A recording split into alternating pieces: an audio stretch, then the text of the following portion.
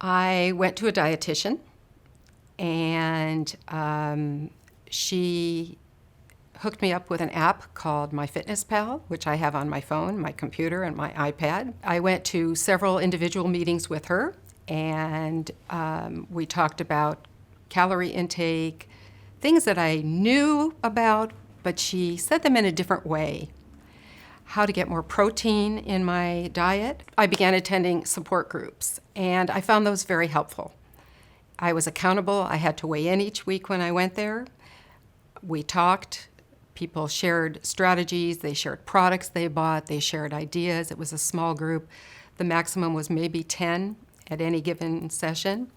And I found that very helpful. I relied on that. I looked forward to going every week to that support group. We spent a lot of time in these support groups talking about actual hunger, real hunger, and I truly have a hard time realizing when I'm hungry and when I'm not.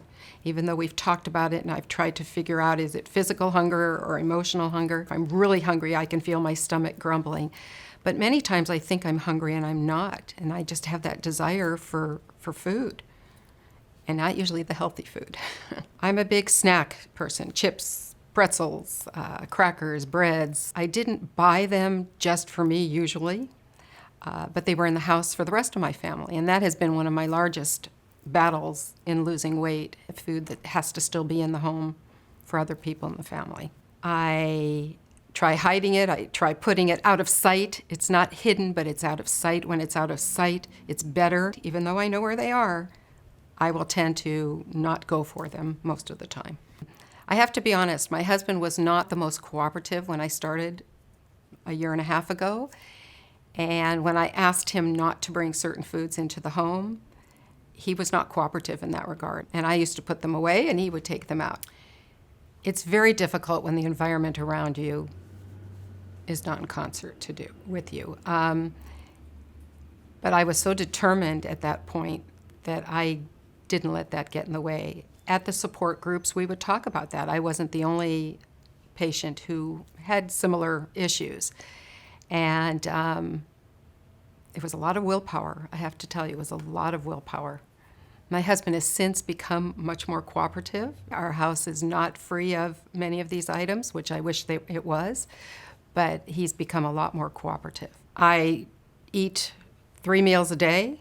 I am now more aware of things like protein, vegetables. I have found things to substitute for those crunchy things that I like the chips and the pretzels. I like to eat a lot of cabbage and lettuce because I get that crunchy feel, and that semi-satisfies that need for a chip or a pretzel. My husband is a fabulous cook. He loves to cook. So if he makes something like chicken, fish, beef, I will eat that. I always have a salad or some coleslaw without the sauce on it for myself. And if he's not home, I will eat some prepared packaged meals. HMR is one brand that I've been hooked onto, Weight Watchers, the Smart Ones, various ones like that. I think I've accomplished losing this much weight because I was motivated. I asked myself, why didn't I do this 20 years ago? Why didn't I do this 30 years ago? There are very few pictures of me because I didn't want to take pictures. I hated being in a picture.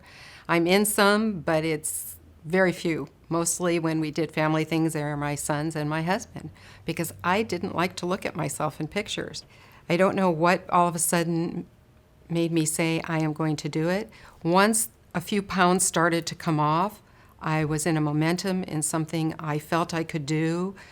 I am addicted to this app now. I don't see it as a burden.